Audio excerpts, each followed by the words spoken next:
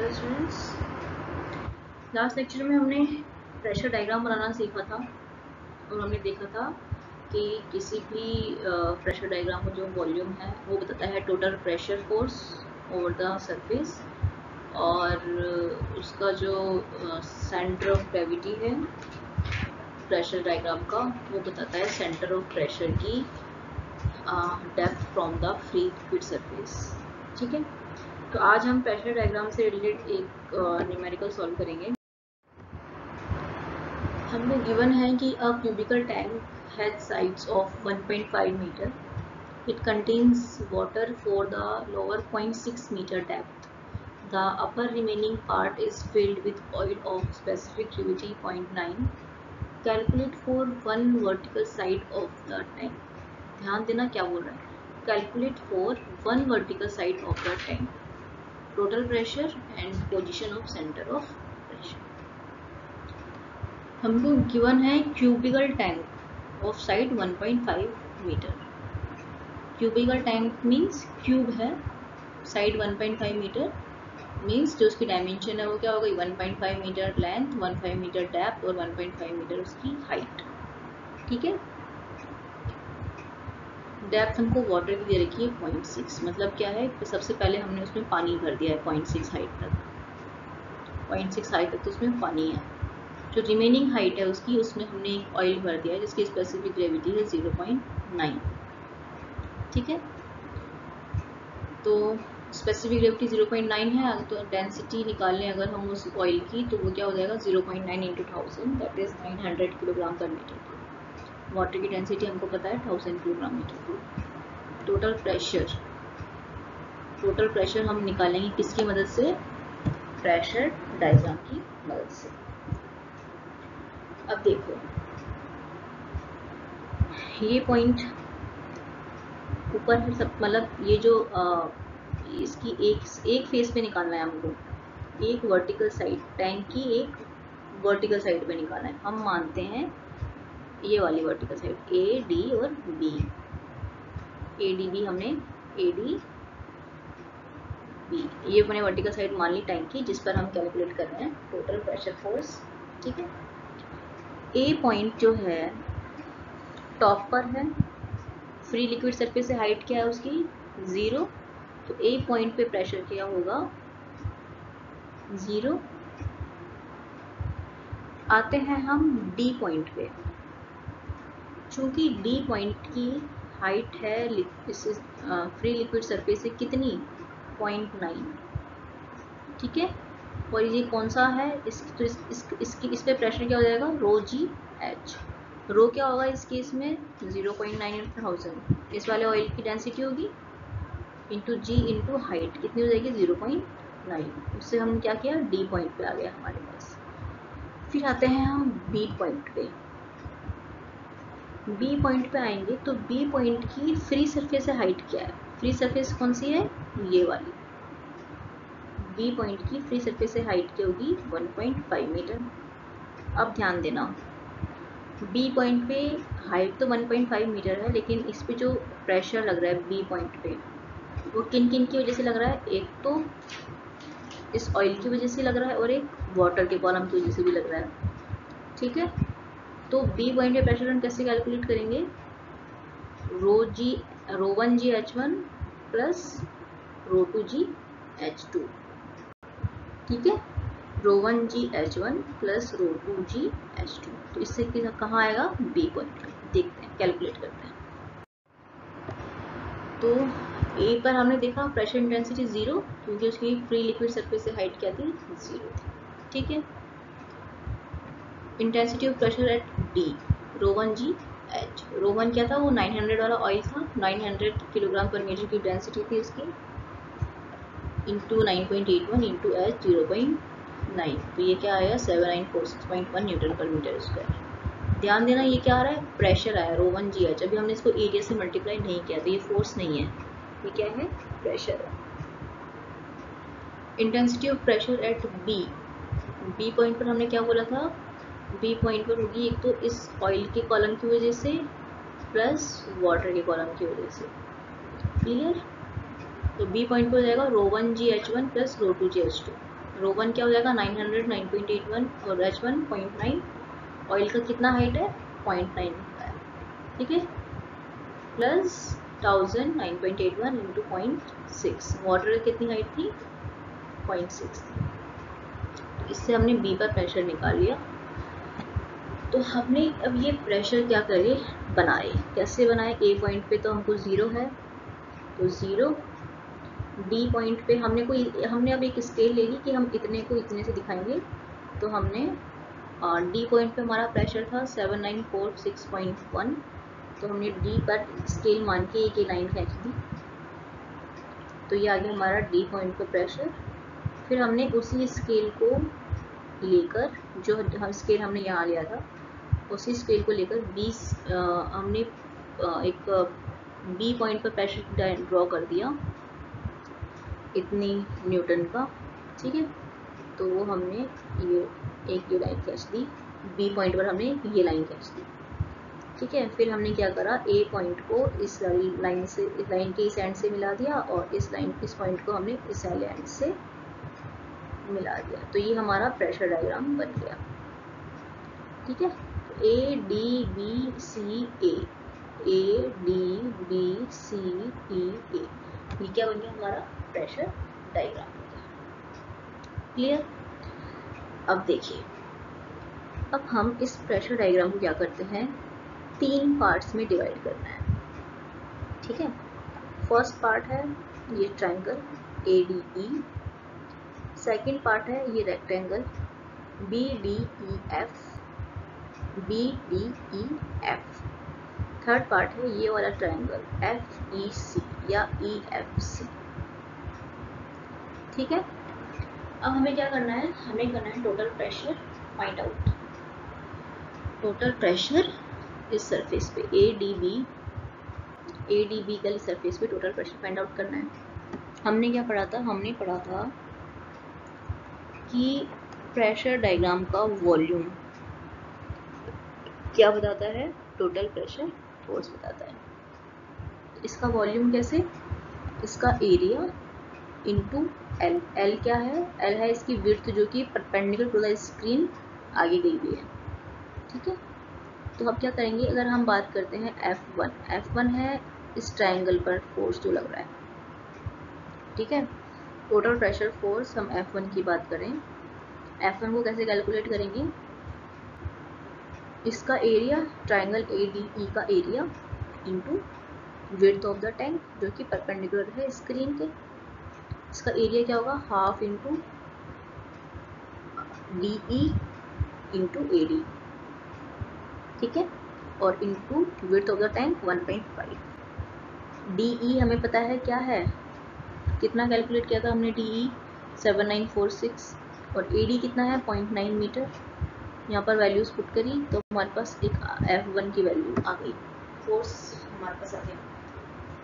अब ध्यान देना, जो ये फोर्स है F1 ये कहाँ एक्ट कर रहा होगा, हमने क्या देखा था, सेंटर और प्रेशर डायग्राम का सेंट्रोइड, प्रेशर डायग्राम का सेंट्रोइड किसको बताता है, सेंटर ऑफ प्रेशर को। अगेन रिपीट कर रही हूँ, प्रेशर डायग्राम का वॉल्यूम बताता है टोटल प्रेशर, प्रेशर डायग्राम का सेंट्रोइड बताता है सेंटर ऑफ प्रेशर की height from the liquid from the free surface, ठीक है। तो इस टोटल प्रेशर जो हम टोटल प्रेशर कैलकुलेट किया है किस पॉइंट पे लग रहा है, क्या बताएगा, सेंटर ऑफ प्रेशर बताएगा, और centre of pressure pressure diagram में क्या बताता है, उसका सेंट्रोइड।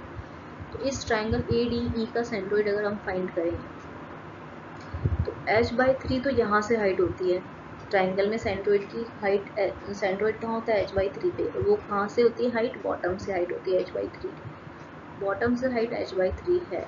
तो इस पॉइंट को मैं मान लेती हूँ G, बॉटम से हाइट h/3 है, मतलब DG h/3 है, तो AG क्या हो जाएगा, h माइनस h/3 मतलब 2h/3, h कितना है यहाँ पर 0.9,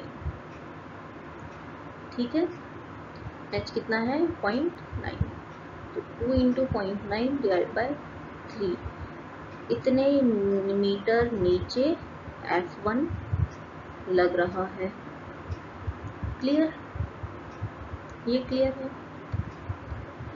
अब हम आते हैं इस रेक्टेंगल पे डी ई एफ बी पे। इसका एरिया, इसका वॉल्यूम क्या बताएगा? Total pressure on the rectangle surface. ठीक है, F2 कैसे कैलकुलेट करेंगे? इसका वॉल्यूम, तो वॉल्यूम क्या होगा? Area into width of the tank, और एरिया क्या होगा इसका? BD into DE। Clear, BD है 0.6 और DE है कितना? DE है 7946.1, ठीक है, into 1.5 width of the tank. तो ये आ गया हमारा F2। अब F2 कहाँ लग रहा है? F2 लग रहा है प्रेशर डायग्राम का सेंट्रोइड। क्या बताता है? Centre of pressure. ठीक है, तो F2 लग रहा है, इसका सेंट्रोइड कहाँ होगा? रेक्टेंगल का सेंटर में, मतलब 0.6 डिवाइडेड बाई 2, 0.3। और इसकी अगर हम फ्री लिक्विड सरफेस से हाइट की बात करें तो वो क्या होगा? 0.9 प्लस 0.6 डिवाइडेड बाई 2। F2 यही लग रहा होगा, ठीक है, तो 0.9 plus 0.6 divided by 2 equals to 1.2 metre पर क्या लग रहा है? F2 लग रहा है। अब आते हैं हम F3 कैलकुलेट करते हैं। F3 कैलकुलेट करेंगे इस एरिया का ट्रायंगल, सॉरी इस ट्रायंगल का area into width of the tank. ठीक है, वो हमने कैलकुलेट कर लिया है half into EF into FC। Triangle का एरिया क्या होता है? 1/2 इंटू आधार इंटू ऊंचाई। तो वो हमने कैलकुलेट किया, हमारे पास आया 2648.7 न्यूटन। ओके, अब इसका सेंट्रोइड बताएगा सेंटर ऑफ प्रेशर। F3 कहाँ लग रहा है? बॉटम से h/3 हाइट होती है, तो ये h/3 हम कैलकुलेट कर लेंगे। तो सेंटर ऑफ प्रेशर की फ्री लिक्विड सरफेस से हाइट क्या होगी? 1.5 माइनस h/3, 1.5 माइनस h/3, या फिर ये h/3 है तो ये कितना होगा? 2h/3 होगा। ये अगर h/3 है तो ये कितना होगा? 2h/3 होगा। h ध्यान है ना आप लोगों को? h होता है ट्रायंगल की, अगर हम बात करें तो ट्रायंगल की लेंथ कितनी है, डेप्थ कितनी है, वो होता है h। ठीक है, फॉर्मूला याद कर लेना एक बार अच्छे से, तब अच्छे से समझ में आएगा। h/3 है ये वाली बॉटम से सेंटर ऑफ ग्रेविटी की डिस्टेंस, तो 2h/3 क्या हो जाएगी? टॉप से सेंटर ऑफ ग्रेविटी की डिस्टेंस। 2h/3 अगर हम ये निकालें तो 2h/3 प्लस AD मतलब 0.9। ठीक है, तो 0.9 या तो इस तरीके से निकालें 0.9 प्लस 2/3 इंटू 0.6, या फिर 1.5 माइनस h/3, किसी भी तरीके से निकालते हैं सेम आंसर आएगा। 1.5 माइनस h/3 आएगा, क्या आंसर आएगा? 1.30 मीटर। तो ये हमने निकाल लिया, तीनों के लिए हमने टोटल प्रेशर फोर्स भी निकाल लिया और सेंटर ऑफ प्रेशर भी निकाल लिया। हमको निकालना क्या है?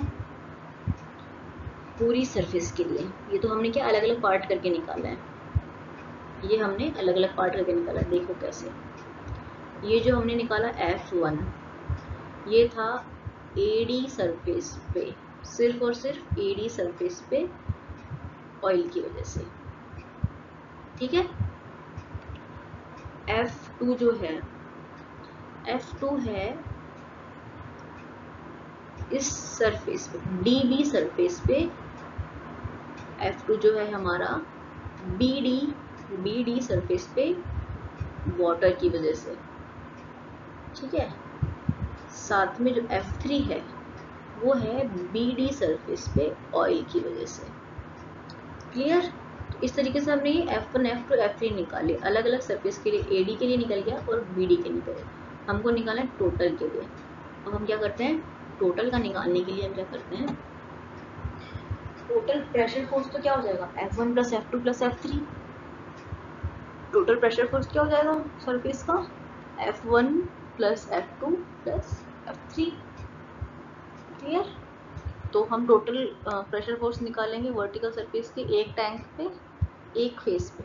वर्टिकल जो टैंक है हमारा क्यूबिकल टैंक, उसके एक फेस पे जो टोटल प्रेशर फोर्स होगा वो हो जाएगा F1 plus F2 plus F3। वो हो गया हमारा दिस। अब हमें ये देखना है कि ये जो फोर्स है वो किस पॉइंट पे लग रहा होगा। तो अब हम क्या करेंगे, हम मान लेते हैं कि वो किसी पॉइंट H, मान ला H बार पे लग रहा है। अपना केस क्या था, अपन ने H बार लिया हुआ है ना, तो मान लिया वो कि H बार पे लग रहा है। ठीक है, तो मोमेंट इक्वल कर दें। ठीक है, अपना प्रिंसिपल मोमेंट क्या था, प्रिंसिपल मोमेंट हमने पढ़ा था लास्ट लेक्चर्स में, जब हमने डेरिवेशन किए थे इनके फॉर्मूले के, टोटल प्रेशर फोर्स और सेंटर ऑफ प्रेशर के हमने जब डेरिवेशन की तब हमने पढ़ा था moment of force, principle of moment. वो था कि रिजल्टेंट फोर्स का मोमेंट इक्वल होता है किसके, उसके कंपोनेंट्स फोर्स के मोमेंट्स के समेशन के। ठीक है, ये हमने पढ़ा था। तो यहाँ पर हम देखें रिजल्टेंट फोर्स क्या है, टोटल प्रेशर फोर्स F, उसका मोमेंट किसके रिस्पेक्ट में कहाँ लग रहा है वो, हम बात करें एक्सिस ये वाली, इस वाली एक्सिस की अगर हम बात करते हैं। ठीक है, ये वाली एक्सिस क्या थी, free liquid surface, free surface के रेस्पेक्ट में बात कर रहे थे हम। तो फ्री रिस्पेक्ट सरफेस की के रेस्पेक्ट में हम मोमेंट की बात करते हैं। टोटल प्रेशर फोर्स का मोमेंट क्या होगा, F इंटू उसकी सेंटर ऑफ प्रेशर। मोमेंट क्या होता है, force into perpendicular distance from the axis, जिसके रिस्पेक्ट में हम मोमेंट निकाल रहे हैं। तो F इंटू H बार वो क्या होगा, उसके कंपोनेंट्स फोर्स के, उसका कंपोनेंट, तो उसके कंपोनेंट फोर्स के मोमेंट जिस एक्सिस के रिस्पेक्ट में निकाल रहे हैं उसके मोमेंट के समेशन के। ठीक है, तो इसके कंपोनेंट फोर्स कौन कौन से हैं टोटल प्रेशर फोर्स के, F1, F2 एंड F3। ठीक है, तो क्या हो गया, F1 F into centre of pressure free surface के रिस्पेक्ट में moment is equals to F1 into उसके सेंटर ऑफ प्रेशर की किससे height, free liquid of surface से हाइट। वो कितनी निकाली थी हमने, 0.6, F2 इंटू 1.2 और F3 इंटू 1.3, ये सब हमने कैलकुलेट कर रखी है। सेंटर ऑफ हर प्रेशर, हर जो हमने टोटल प्रेशर फोर्स निकाला F1 F2 F3, इनकी सेंटर ऑफ प्रेशर की हमने फ्री लिक्विड सरफेस से हाइट कैलकुलेट कर रखी थी ऑलरेडी। तो वैल्यूज हम यहाँ पुट करेंगे, F1 F2 F3 की वैल्यूज पुट कर देंगे और F की वैल्यू पुट कर देंगे। तो यहाँ से हमारे पास क्या आ जाएगा, H बार, हमारे पास क्या आ जाएगा, H बार। H बार क्या है, सेंटर ऑफ प्रेशर की vertical height from the free liquid surface. Clear, तो प्रेशर डायग्राम से हम इस तरीके से न्यूमेरिकल सॉल्व कर सकते हैं। प्रेशर डायग्राम जनरली तब यूज़ हम करते हैं जब, जैसे इसमें हम देख सकते हैं कि एक तो हमने ऑयल लिया हुआ है ना, इसमें एक तो ऑयल है और एक क्या है, वाटर है। जब इस तरह का केस आए, जब दो इमिसिबल लिक्विड एक साथ हों और हमको कैलकुलेट करना हो, तब हम जनरली प्रेशर डायग्राम तब यूज़ करते हैं। वरना अगर हमारा सीधा सेम लिक्विड, एक ही लिक्विड है, तो हम सीधे सीधे काम चलाते हैं अपने फॉर्मूले से, अगर हमको याद है तो, अगर हमको याद है फॉर्मूले तो। ठीक है, प्रेशर डायग्राम से इस तरह सॉल्व करते हैं। प्रेशर डायग्राम का जो वॉल्यूम है, जो प्रिज्म बनता है प्रेशर डायग्राम का, उसका जो वॉल्यूम है वो बताता है किसको, टोटल प्रेशर फोर्स को। और प्रेशर डायग्राम का जो सेंट्रोइड है वो किसको बताता है, सेंटर ऑफ प्रेशर। ठीक, तो इस तरीके से हम प्रेशर डायग्राम से न्यूमेरिकल सॉल्व करते हैं। Thank you.